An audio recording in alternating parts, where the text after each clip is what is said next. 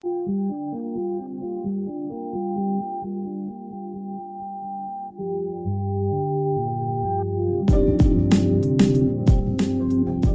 hear this all the time. There are so many updates and tons of community work happening. It's hard to keep up. How do I follow it all? Here is your answer. Listen to the Gutenberg Changelog. Well, hello and welcome to our 11th episode of Gutenberg Changelog. In today's episode, we have a lot to talk about. Gutenberg 7.0, was released with a navigation feature, other enhancements. We also talk about a lot of community contributions like ShareABlock and Gutenberg Run. My name is Birgit Pauli-Halk, and I'm the curator of Gutenberg Times and owner of Polysystems, a boutique web agency. I'm here with my co-host, Mark Urain, designer at Automatic and core contributor to WordPress. Thanks for being here again. Mark, how are you today? Hey there, Birgit. It's been a while. I'm doing good, although today was quite stressful. I had internet outages in my area, like a significant region was out of internet. I think I jumped from coffee shop to coffee shop today, visiting about 4 or 5, hoping for some free Wi-Fi. Finally found one like 10 miles away. And luckily I've made it back today and I'm home now. Internet is back up. We're doing a podcast together and all is well in the world. Yes, and after we had to move the first date because of internet outages in Florida, and so we're glad we're all both back and can update you, or dear listener, on the Gutenberg things that have been happening in the last 2, maybe even 3 weeks. The first section is our listener questions, and I just put a tweet out last night or yesterday about our recording, and if somebody has a questions, we would do it and answer it here on the show. So Luke Carbus from Brisbane, Australia, posted on Twitter, is GitHub the right place to facilitate discussion on new Gutenberg features? Why is something as important as the future of the themes in WordPress only discussed using a developer tool? I'm not so sure that that's actually accurate. There's not a single place to discuss a single thing, because the future of theme is it's many different parts of it. Yeah.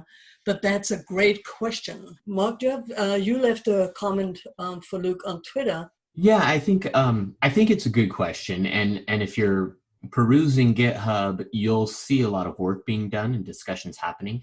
And so that could lead one to think that that's the only place discussions are happening. However, there have been a lot of great discussions in making WordPress Slack group recently in various channels too, regarding themes, regarding the future of Gutenberg. I've seen these discussions happening in like 4 or 5 different team meetings recently within the last 2 weeks.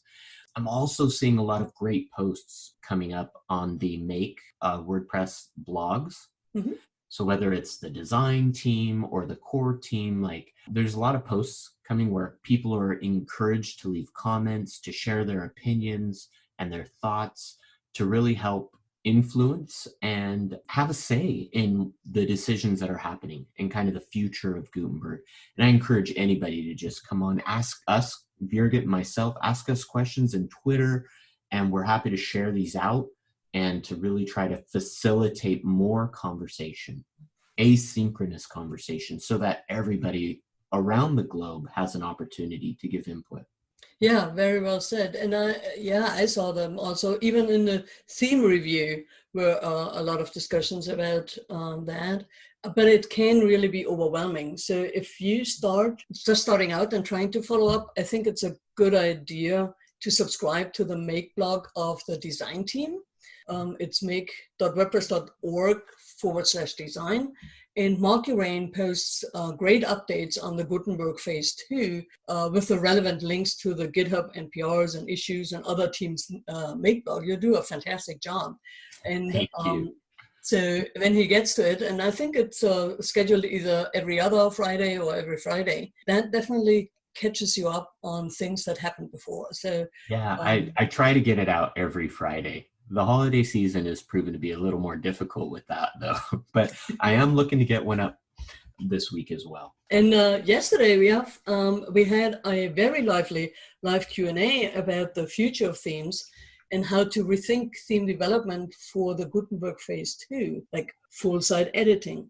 And we talked with Ellen Bauer, a theme shop owner from New Zealand and a very early adopter of Gutenberg, William Patton, who is the lead of the theme review team, and Rich Tabor, the creator of CoBlocks, and he's now with GoDaddy. So we had plenty of audience questions. The link to the video will be in the show notes, and as soon as we have a transcript published, we will also publish it or a transcript back from our editors. We will publish that on gutenbergtimes.com. That link to that discussion that you all had would be a great place for Luke, who asked us earlier in Twitter about where these discussions are happening. Luke, check that link out for sure. We also tentatively scheduled some theme demo live coding session with Enrique Piqueras, who's on the development team, because yesterday we had a questions we couldn't really answer in this just talking heads kind of format about the HTML templates and how they would work, as well as the template parts. And we will show how those are working in real life and how you can get started from a very simple example to some more complicated things. It will be on January 23rd at 2 p.m. and 1900 UTC. Just that's a save the date. It's not yet published yet.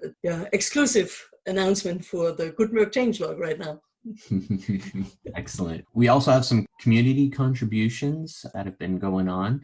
I'll start off with some experiments with column layouts that Mel Choice has been doing. She's written a post and shared it on her website, and where she really has put together some great column patterns for common reusable blocks that people might use on their website, and has been sharing them out. And one of the places that these are being shared on is a place called ShareABlock.com by Jeffrey Carending. He's the developer behind Editor's Kit plugin, and he's built this website that shares common block patterns for people. So one of the things you can do with his plugin and within Gutenberg too is you can save out a block and export a JSON file.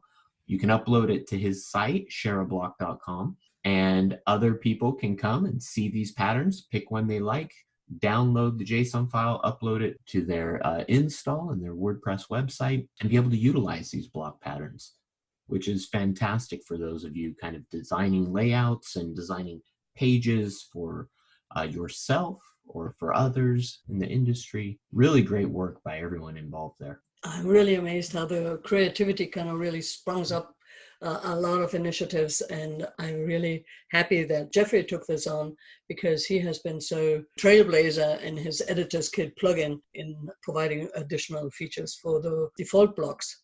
I also want to point out Greg Tchaikovsky has taken the WP-CLI has a simple support for block scaffolding that generates code that runs in the browser without the need for any build step. And it's documented on the WP-CLI side, but Greg took that, ported the script over to a Node.js version, and without the need, so you can create blocks without the need for active installation of WordPress. And the plan is to introduce the concept to templates and provide the default support for ESNext and JSX and all the modern JavaScript tooling out of the box with a single command from the command line. And here's a nice, in the show note, in the link, here's a nice GIF and how it happens on your screen and how you can then build blocks from then on. That's really amazing. That introduction to his work, Birgit, is just shy of like a button that should say launch rocket into space. Yeah. That is so technical and so much. Greg, great work there. I will have to read that post for sure. Yeah, and I know that quite a few developers have trouble with the modern JavaScript, and whatever kind of easy step to ease in on that and block development, I'm really supportive of that. Speaking about blocks, the block directory submissions guidelines have been published as a draft by Alex Shields from the meta team. And you can actually enable the block directory through the experiments settings site on Gutenberg. Go over there and read those draft guidelines. They need your feedback, especially when you want to publish blocks on the block directory. It's probably going to be really helpful for you to figure out what's allowed and what's not allowed. Plugin repository always has some more restrict guidelines. So if you are a block plugin developer, go read that and leave some feedback, because that is how you get your plugin, single block plugin, into the block directory. And so when a user is searching the block library in Gutenberg for a particular need, if there are no core blocks or none of their current plugins are providing the solution, but there is a solution that matches the keywords in the block directory, that shows up right in the block library, right inside of Gutenberg, and they can add it and seamlessly install the block right into Gutenberg. That's fantastic. Absolutely, yeah. And if you want to learn more about the block directory, because it kind of passed you by up until now, there's on the Gutenberg Times, we had a live Q&A with the creators of the block directory, with Alex Shields and Mel Joyce, the designer, and C.K. Lee, the JavaScript developer. And Mel does a very good demonstration of that, and then we talk it all through. So we will have the link to that also in the show notes. All right, so Mark. So yeah, we've had 2 Gutenberg releases since we've last recorded a show. We had Gutenberg 7, which was released in November 27th, I believe, and then Gutenberg 7.1 on December 11th. So let's jump into the features. Well, 7.1 actually was pretty gigantic. It had 161 pull requests that were merged in. That's quite a chunk. We're going to go through, Birgit and I are going to go through the features and the sections, the enhancements, the bugs, but we're not going to separate them out necessarily by version, but we're just going to talk about some of the quick ones that really caught our eye and we're excited about and seeing happen. So some of the recent features within these 2 versions included the navigation block. It was listed as a stable feature, and it is a part of Gutenberg now. You can add the navigation block to your content. This is going to make such a huge difference when full site editing becomes like more solid. Right now, people don't necessarily have the necessity to add a navigation into their content, but once you're able to edit your header or your footer all from within Gutenberg, adding a navigation block and moving it around is huge.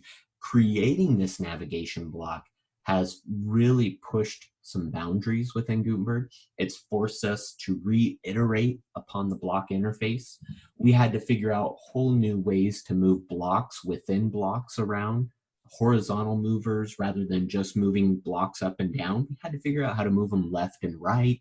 A lot of great work by Johan and Tammy, Mel, just contributors, just spending some time and figuring all this out. These things range from there's a whole list of stuff like highlighting menu items, removing background colors, renaming navigation menu item block to link instead, just really user complexities around the block that we really had to simplify and refine. So that's the navigation block. There's a whole lot more. Let's see. There's adding a menu to visually switch between edit and navigation modes and announce the mode changes to the screen reader users. So really nice visual and accessible changes there for screen readers. There's support adding a caption to the table block now.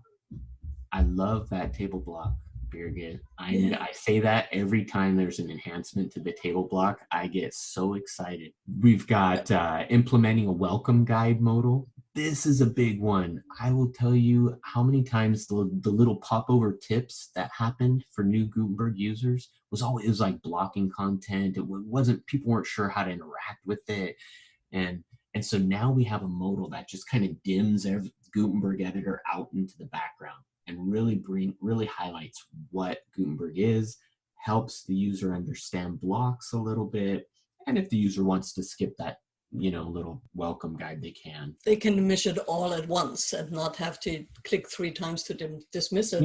Yeah. And I really like the navigation block together with the table block, because I was over Thanksgiving weekend, I was at a cricket tournament and I was updating the scores on Really? on the fly, so to speak. And the page needed a navigation so people can jump to, who are the teams and where is the schedule and what are the photos. So I used the navigation block to have an on-page navigation, and then the table block to put the results in. And it was very easy to handle, and I really liked it. And it was very fast, because I'm just kind of, had only one stop to go, one page to go to, So and the enhancements, if the features are not enough, we have some more. The team also put some enhancements in existing features. The big one is definitely a fixed block toolbar for the mobile version, where it was really hard to edit things. And so there is on top, the toolbar is always fixed on by design or by default. That one took a lot of thought to try to figure out how to get it to work cross browser. Oh my God. That was the trick. And I think it was Safari that was the trouble, like really caused some problems for us. For Yoan specifically, I got to give the credit there. I just kind of tested a few things out, but he spent some good amount of time trying to figure that out. Props to him. And now you another enhancement is that the Gutenberg now on the cover block uses gradient class names instead of inline styles. That's all theme developers are having a sigh of relief there, finally. And you know what, believe it or not, like there's actually some kickback on that too. So there's good discussions. Some people are for it, and I agree. Like some of those theme developers really appreciate that. But then there's others, who are really, really against maybe some of that stuff, and they have their reasons. So I wanted to highlight that one, because there's good discussion that really goes into these things. Gradient gets a lot of interest on that. It does. It's the beginning.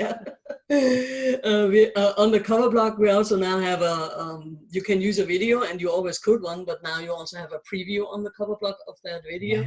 There were also changes to the block UI, like the hover styles and how child and parent blocks kind of work together. Oh my goodness. Has that changed your experience with Gutenberg? Have you noticed that? I have not noticed it, no. I haven't noticed it too. For me, I those outlines, when they would appear everywhere, it was just so much UI when I was trying to mess around. Just removing some of this stuff helps so much. Just lightens it up and makes it feel like I'm just in an editor, right? I'm not in this app where I'm moving. I'm just in an editor editing content, and it's refreshing. I'm glad we made that change. And I know that a lot of people that are content creators, they have kind of these overwhelmed of, there's always something popping up, and it's a distraction pretty much from the work. And then there's enhancement on the block multi-selections. So you could always multi-select blocks, but you couldn't edit things or multi-select something over 2 paragraphs. You needed to do separately. Now that seems to be working. And then also paste on a multi-selection. So you could copy and paste it in. There were some good enhancements there for the power users. They improved the image blocks replacement flow. There was always it was a little cumbersome to kind of figure out, okay, I don't want that image anymore. What do I do? And then there were some leftovers, you needed to put the new link in, and all this would not. That one's a long-standing PR that has been going for, I want to say, a couple months, and I've been contributing to it with Andre, and really just that flow needed to be improved, and it's a lot clearer now. The flow feels right, but I will tell you, we're also seeing, we have 4 or 5 different link interface, creating a link in Gutenberg. There's 4 or 5 different ways that this is done in different blocks. So our next thing now is to really improve the consistency between all those. And I think previously we had a list of input from Dave Wheatley, who has some blogs on the Design Make blog, and where his proposal is to kind of unify some of the interfaces and some of the standards like text size and spaces and color, these kind of things. And now and another good enhancement is now you could always do drag and drop into an image block, but you never could do it for the featured image. Now you can also do this for the featured image, because that's mostly what I do, is kind of putting featured image in, and having a drag and drop is really helpful. Just to touch on this, if you look at the Gutenberg design principles, drag and drop is listed as a secondary action, right? Because that I believe it's like more, you need to use a mouse, you need to use like some other tools to really be able to perform a drag and drop action, right? And so primary actions we want you to be able to just do from within the block itself. But drag and dropping is such a common interaction too. So while it's secondary, I really like that we're making efforts to improve some of the drag and drop capabilities within Gutenberg. Yeah, definitely. I just wanted to highlight that because I think it's a value for Gutenberg. Absolutely, yeah. Considering that other apps that we are commonly using are very good at drag and drop, like Google Docs or Google Sheets.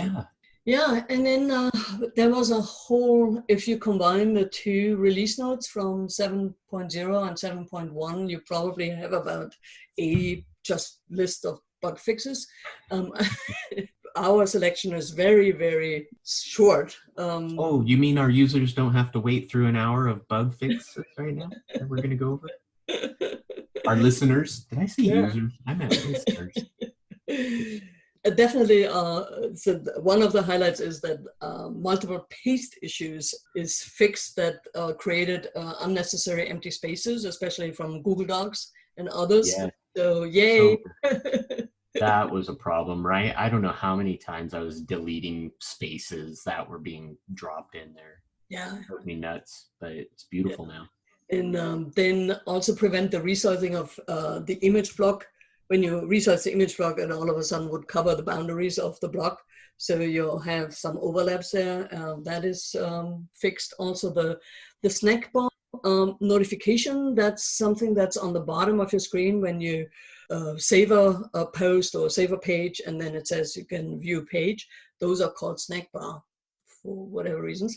And the position has been fixed because it was overlapping with the breadcrumbs that came in 6.8, I think it was, Right, that snack bar name just is completely inherited from Google. From the library, I would think that is in use there. And it also, one of the fixes is that the CSS styles for the color picker component were fixed. There's a lot of usage out of that, so fixing that really helps.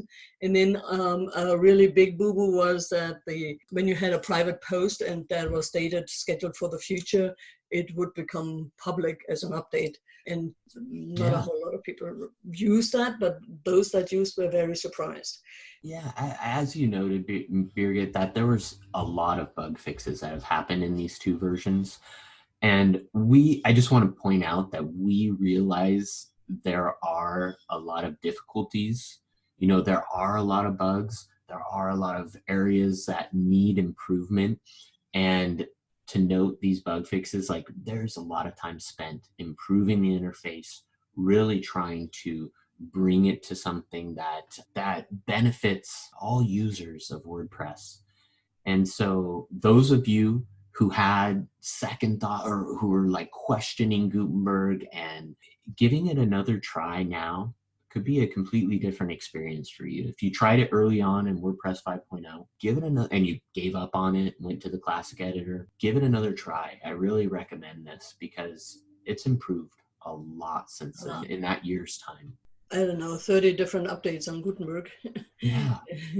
Yeah, and then there were new APIs. I'm just highlighting the two of them. One is a card component that now can be used for plugin developers and block developers. And then our favorite thing, it's the gradient picker, has also is a new custom gradient picker component is now available for those who want to use them. Which is everybody.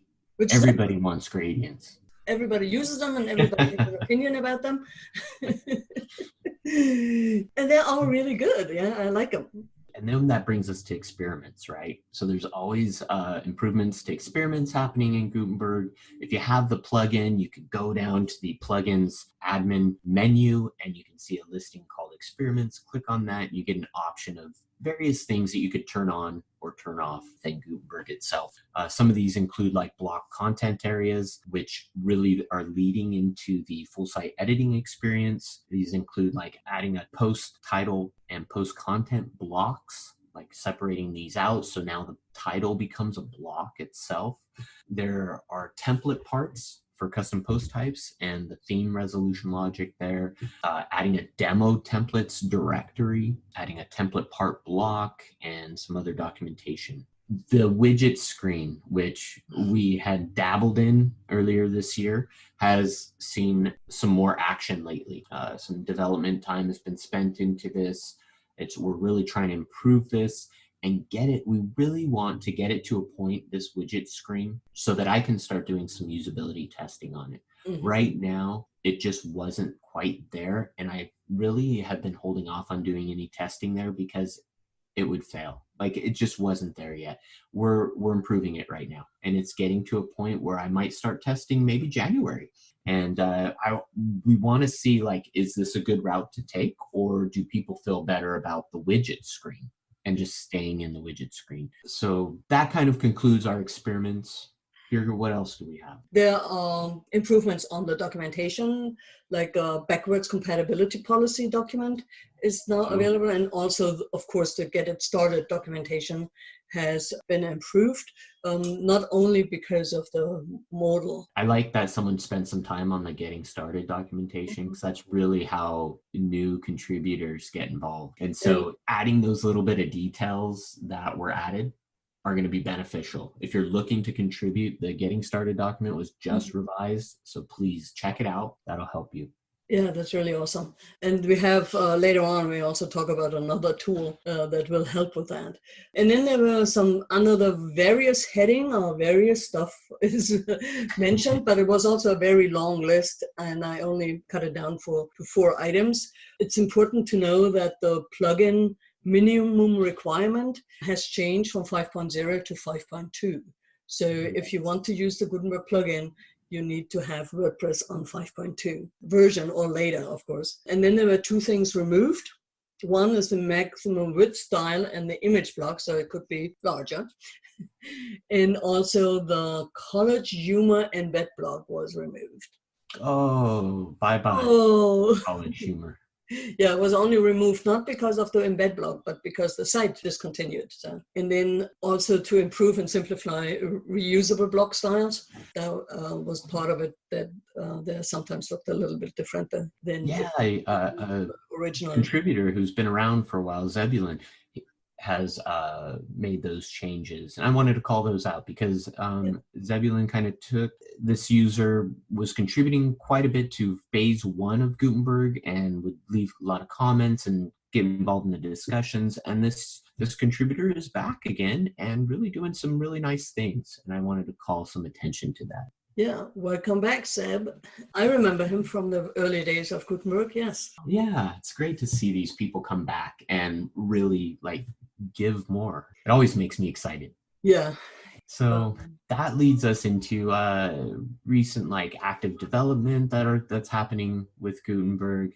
Some of that we saw in a post recently from Matthias Ventura about the block UI redesign work that's happening. I believe the post was titled "Advancing the Block Interface," but it really focused a lot on kind of the toolbar for the block and how the block is thought about.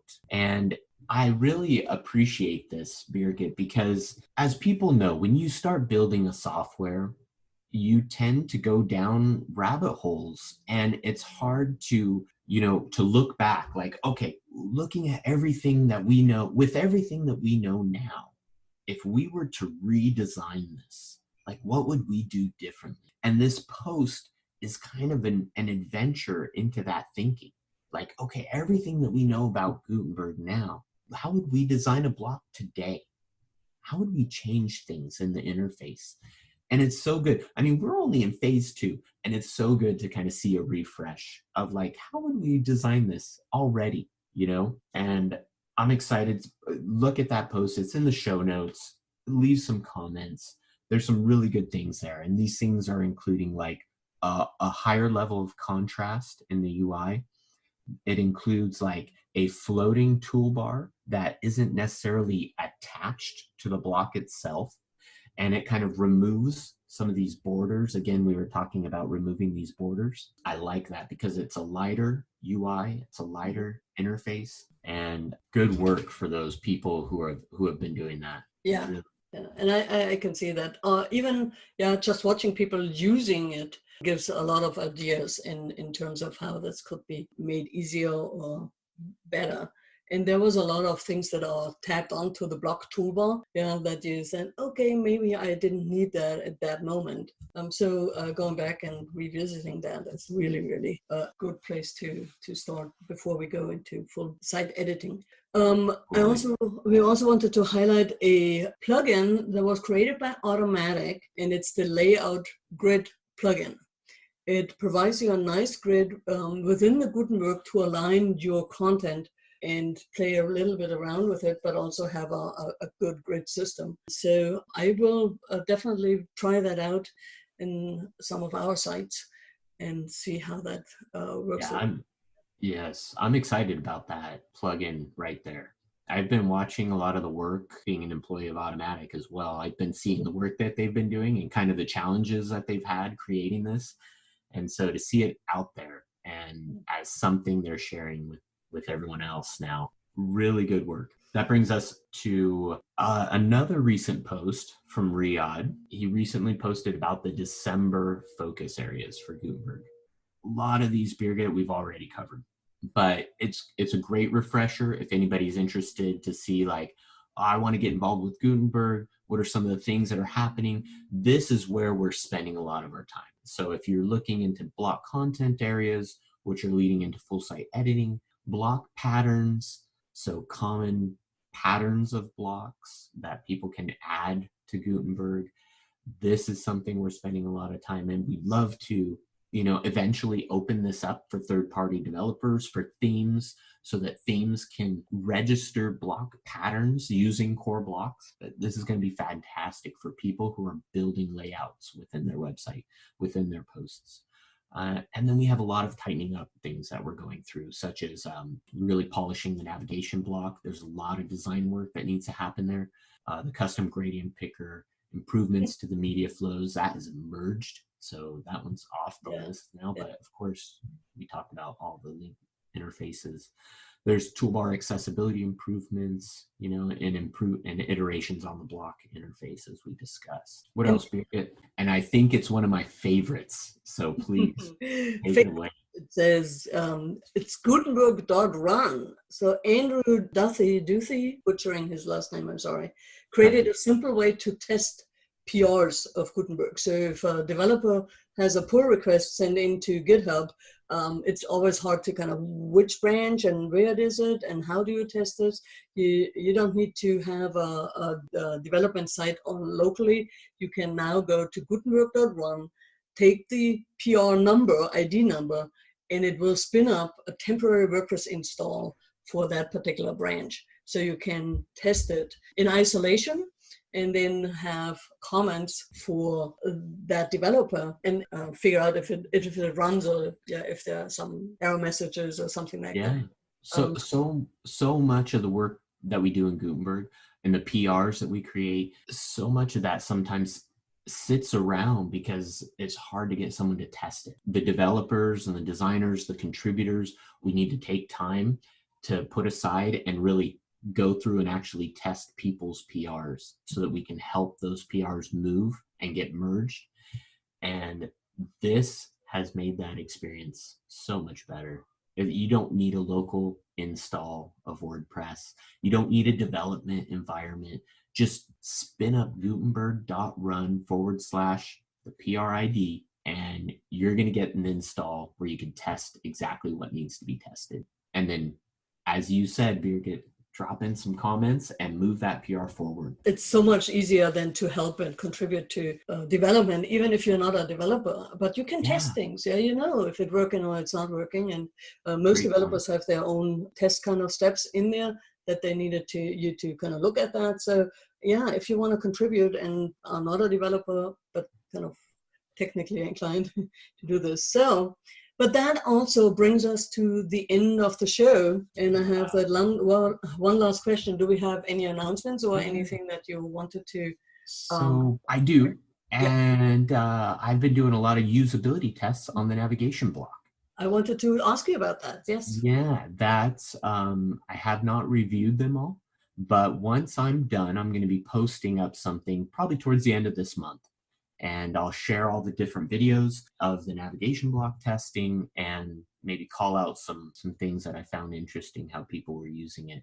This feedback and these usability tests will feed directly into the improvements that are happening on it as well. So everybody keep an eye out for that post on make.wordpress.org/test. And leave some comments when you see it, please. But this is the end of our show. As always, the show notes will be published on gutenbergtimes.com/podcast. And if you have any questions or suggestions on news for us that you want us to include, send them via email to changelog@gutenbergtimes.com, changelog@gutenbergtimes.com. But you, of course, you can always kind of ping me on Twitter, which a lot of people do.